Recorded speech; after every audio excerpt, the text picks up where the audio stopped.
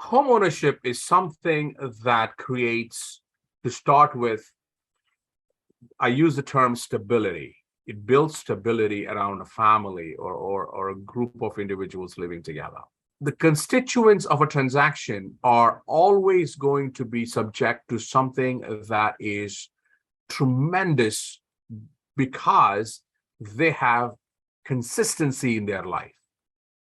Stability and consistency is something that comes with homeownership.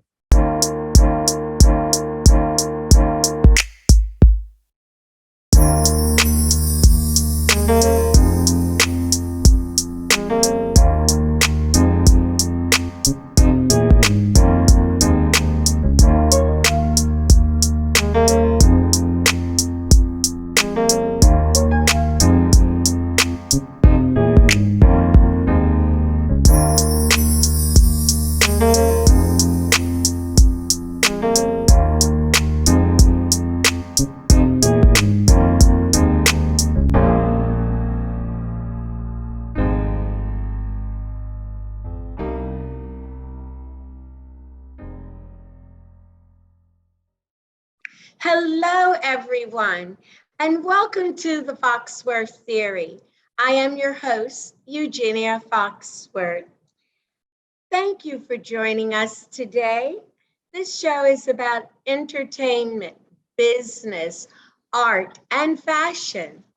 And we talk with movers and shakers from all over the world, allowing them to tell their stories right here on the Foxworth Theory. This week, our guest is Anthony Domathoti, one of the most influential realtors in New York City. He is the president for the Hudson Gateway Association of Realtors, the broker owner of Exit Realty Premium, and serves as a director at the National Association of Realtors and the New York State Association of Realtors. Anthony has been in the real estate industry for more than 25 years as a broker, owner, franchise owner, developer, and with transactions in the Bronx, Queens, Manhattan, Brooklyn, and surrounding towns in Westchester County. Welcome to the show, Anthony Domathoti. Thank you. Thank you, Eugenia. Thank you so much for that introduction. You made it sound so glorious, but it's just a regular intro, and I thank you for the opportunity to be with you. And I am honored and that you would think of me to join you on a podcast. Thank you. Now, to begin, so the audience will understand why you got such an introduction. What neighborhood did you grow up in? And how did it influence your journey in life and real estate?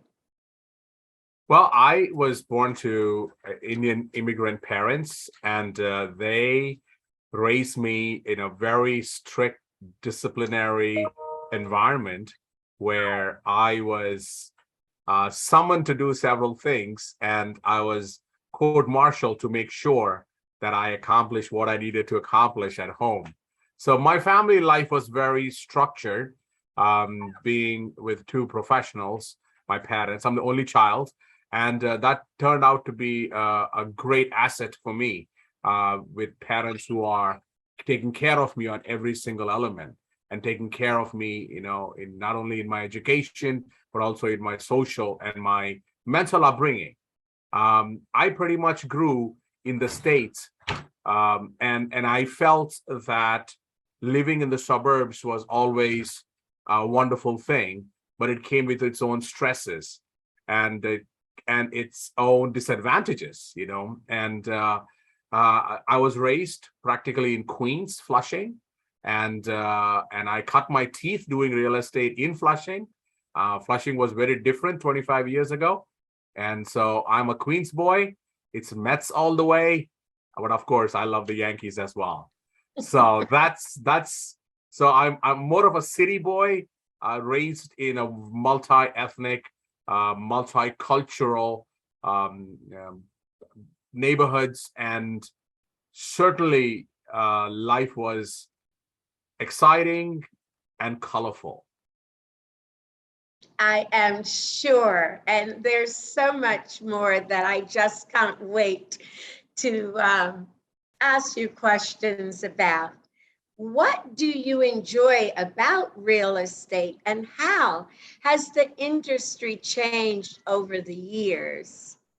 There are 5 things that we believe you should pay attention to. Number 1, residential sales were down in the first quarter of 2021. However, they were much higher compared to what happened in 2019 and 2020. Going on to point number 2.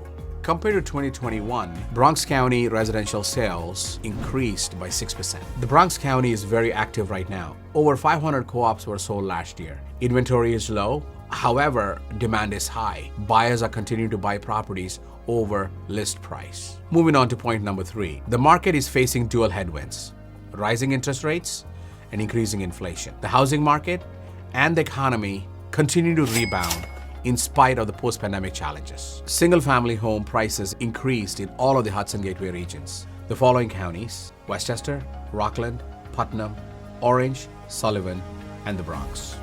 The 4th point to pay attention to is that savvy buyers are not buying overpriced listings, but properties that are well-priced and well-presented are selling faster than last year. Lastly, in spite of the mortgage rates rising, buyer demand is still strong. I believe the buyers will adapt to the new market by increasing down payments and or purchasing an adjustable rate mortgage product. I love people to start with. We are not a product-based industry. We are a product. Our product is people. So my heart for people is what drives me. It motivates me. It makes me want to serve them in ways that they have never been served before, or double the golden rule, especially when it comes to my clients and customers and my consumers. The industry has definitely changed a lot in the last 25 years. Homeownership is what drives me. Building generational wealth, access to home ownership, and also creating alternate paths to credit assessments, home ownership grants, down payment assistance. I can go on and on and on.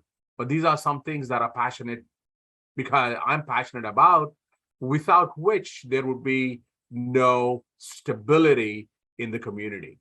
Homeownership is a cornerstone of everything that we do. And that is what I push for. And a home would only be a home, an empty home without a person in it. So it comes down to people. So my heart for people, to make sure that I work with everyone. I've sold $20 million properties and I've sold $80 million HDFC co-ops. It doesn't matter. The purchaser, the seller have a heart beating in them, and they have a mind, and they have a spirit, and they have a conscience, and they have a soul. Connecting with them on all those levels is what, or at least on one of those levels, will help have a smooth transaction. But not only that, the industry has changed tremendously to the point where there is a difference between what things were 10 years ago to what it is right now. Every hour, the industry continues to evolve and change. And with that, we need to evolve and change as well. 2 words come to my mind when people ask me about the industry. Number 1 is stability, which brings strength. Whenever there is no stability in an industry, or a tree, or a structure, or a chair, or a conversation, when there's no stability, there is no strength in it. And that can become weakness. And I think the crucial element is to recognize that we as realtors are the stabilizing forces. We are the bridge builders. We are the peacemakers. We are the door openers. We are not the guardians of the door, but we are the door openers. We are the enablers. We are the ones that get the job done. That is what motivates me. That's what drives me. Because at the end of the day, without the people, there'd be nobody to buy the homes or build the homes. So it is not the sand that's more important. It's the person that's working with the sand. And I agree with you. And before I ask you the next question, I'm just going to interject something. You know, nowadays everybody is saying realtor, but it's not. It's like you don't call Coca-Cola Pepsi-Cola or vice versa. There are real estate professionals, but before women were allowed to vote, the Realtor Association in 1934 already had women working as realtors. Am I correct? That's true. That is true. Okay, so Yes. there is a big difference. There's a big difference. And I think that seeing your, you know, your lapel, your buttons, and that the R I cannot see, but I know that it's across the screen. So that is something I wanted my audience to know. Now, as we think about the business of real estate, what are the trends you see for buyers today? The buyers have literally taken a black eye with the hike in the interest rates right now. Eugenia, if a person really would like to buy a house, it is not the interest rates, it's the intent. This is what I tell them. There is a market right now where inventory is low. Rates are slowly beginning to level up, and the interest rates are on the rise. These are not calming factors for a home buyer. But as I say, as a buyer, you are marrying the house, not the interest rates. Because at the end of the day, you can always refinance, which usually is what happens in 5 to 7 years after you own a property. So the question is, what is your affordability index? Where do you feel comfortable on a scale of 10? Are you willing to go up $60 more monthly for your payment? 80, 100, 200? It all depends on affordability. So that's what I tell buyers in this market. It is not the interest rates, it's your intent. You know, your intent is important. If you would like to be a homeowner, this is the greatest opportunity for you to be, because there are more hikes coming down the road. They are looking at possibly increasing hikes. So do not wait. Do not mince water. You are going to face a much tougher market as you get into the fall season and into the new year. The competition will be high. The inventory hopefully will increase and the prices will level up. So you're marrying the house, not the interest rate. Let that be on the forefront of your mind, because you keep the house, but you can always change the interest rates. Hello, everyone. My name is Anthony Domathoti, president of the Hudson Gateway Association of Realtors. April is Fair Housing Month, and each year we are reminded to uphold the fair housing principles and the Act. These are not just words in a book. Let's hold them close to our heart in everything that we do as realtors. As your president, I'm renewing the Fair Housing Challenge. Please complete the Fair Haven simulation, get your AHWD designation, and watch the unconscious bias video. We are in this together. Thank you. Yes, that is true. And that's very important for people to understand, especially these days. But on the other side, what are the trends you see for sellers in 2023? Sellers, obviously, in the last 3 to 5 years, have enjoyed the great benefit of a very steep increase in home equity. The values have gone up tremendously. They're enjoying that right now. Enjoy it as long as you can, and I think it's your God-given right for peace, prosperity, and enjoyment of what you've worked hard for. Rightfully so. If you have the intent to sell and you don't want to compromise on your home equity, that is something you have to think about. As buyers are thinking about affordability, sellers have to think about what or how much of the equity am I willing to let go so that my property can be sold. So it's the intent on the buyer's side and the intent on the seller's side as well, Eugenia, because at the end of the day, if somebody really wants to sell, instead of making, I don't know, $200,000 in equity, if they have to make $140,000 or $50,000 or 160, you're willing to lose 40, 50, 60,000. It's actually not a loss. You're just taking a bite out of your equity, So that is something that sellers, because be realistic, do not be overwhelmed by what's happening in the market, because just as you are realistic, there are realistic buyers out there who are willing to make that move to come and purchase your property. So message to home sellers, be realistic and always keep an ear to the ground to see what the buyers are saying. Thank you. And do you see the buyer and seller base changing in key areas around the city or the suburbs? Is gentrification still a reality? Wow, loaded question. Yes. Ooh. I want to attack it in 3 dimensions. Number one, geographically speaking, gentrification is ongoing still in Brooklyn. There are parts of the Bronx that are more expensive than Northern Queens. There are parts, the Harlem market is on fire, and there are people buying. So I am not surprised that Bronx really came on the top right now in the market because affordability is big. Number two, gentrification, we can look at that from both ends of the spectrum.